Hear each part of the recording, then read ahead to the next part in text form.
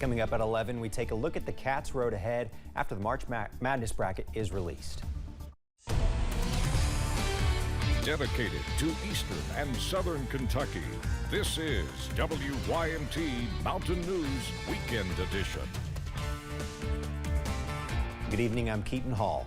This evening, the Kentucky Wildcats figured out where they're going to begin their NCAA tournament journey. For more on that, we send it over to WYMT's Courtney Lane Brewer, who has more on our Big Blue coverage. Courtney. Thanks, Keaton. Well, for the 59th time in school history and the 10th for Coach Cal, Kentucky is going dancing.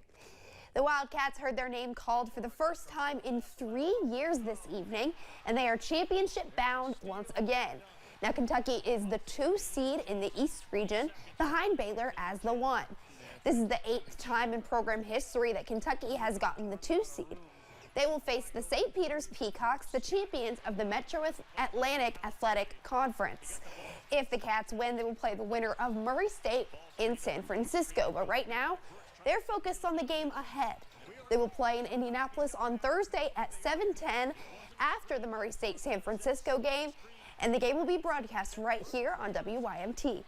Coach Cal is undefeated in opening round games, hoping to keep it up on Thursday.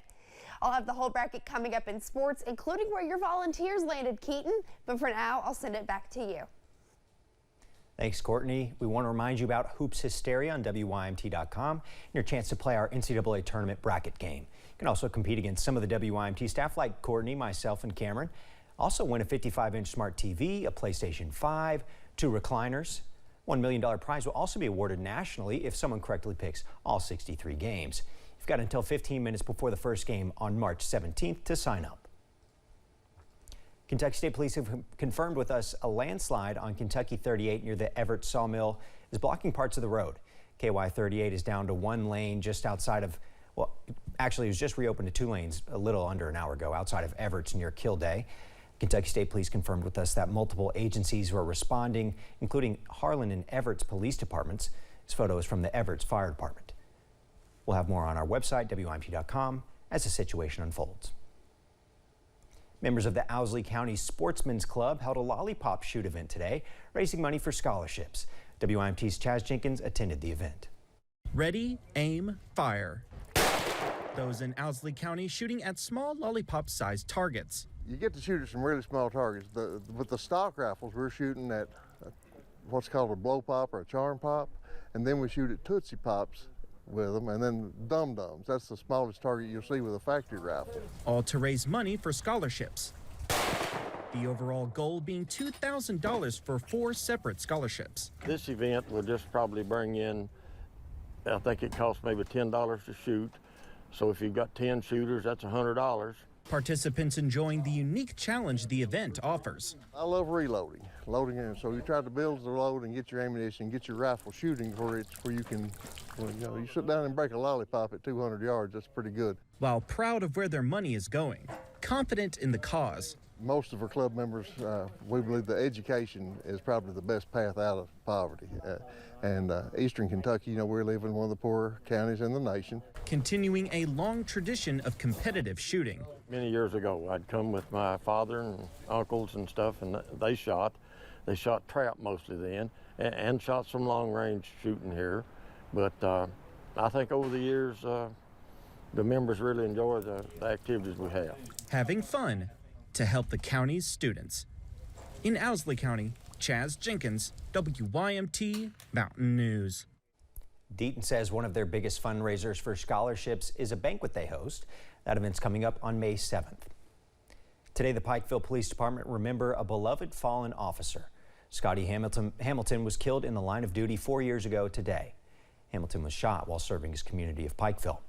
Post on the Pikeville Police Department's Facebook page says Hamilton is missed by so many and, quote, a hero remembered is a hero never forgotten, end quote.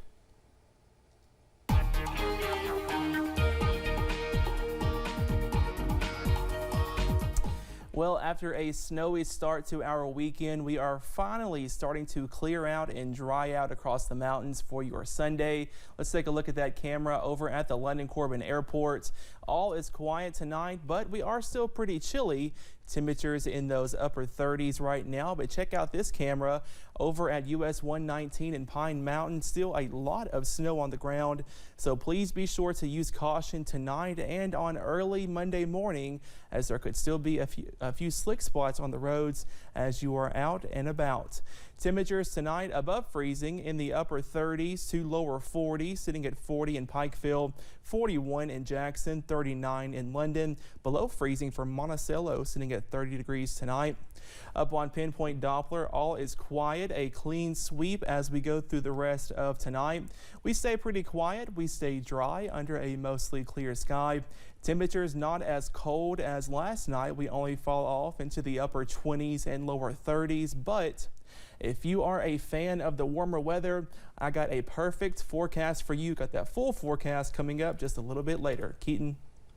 Looking forward to it, Cameron. Within the hazard area, it seems as though many local restaurants are experiencing a sudden increase in customers. WYMT's Alyssa Williams spoke to local restaurant workers about some of the things that could be causing this seemingly random jump in business. Even after the Sunday lunch rush and church crowds start to leave, customers are continuing to walk in local restaurants like the Big Blue Smokehouse in Hazard. We have noticed a small increase in business. Big Blue Smokehouse manager Miranda Noble says she feels as though the sudden increase in customers can be attributed to sports fans. I think the SEC tournament had a little bit to do with that. We noticed a little uptick around tournament time. Noble adds that the recent change in COVID guidelines also helped to bring in more people. With the COVID restrictions being lifted or at least loosened, people are ready to be out. They're ready to be social again. And when severe weather is on its way and many people rush to the grocery store to pick up milk and bread, people are also going out to eat in case they get snowed in. If there's a call for bad weather, we definitely notice people try to get out immediately before the weather hits, so that there's usually a little bit of rush of people trying to get out while they still can. Noble says looking at the obstacles and changes the restaurant had to overcome throughout the past 2 years, it's nice to see old faces and new ones walking through the door. Especially as a family-owned restaurant, we have a lot of regulars, so it was great to see them coming out again. Keeping up with our local businesses and the subtle things that impact them the most. In Hazard, Alyssa Williams, WYMT, Mountain News.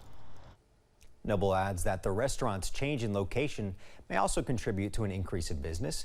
To find out more about Big Blue Smokehouse and its hours, you can visit our website at WYMT.com.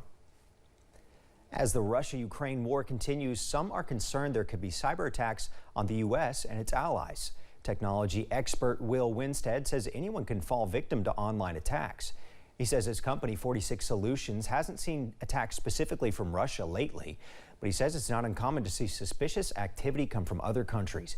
He says there are some red flags you should watch out for to keep yourself safe. Tax season's coming up, so be on the lookout for the fake IRS emails. He says beware of any text or email concerning your finances. If people text you a link, that's very rarely legitimate.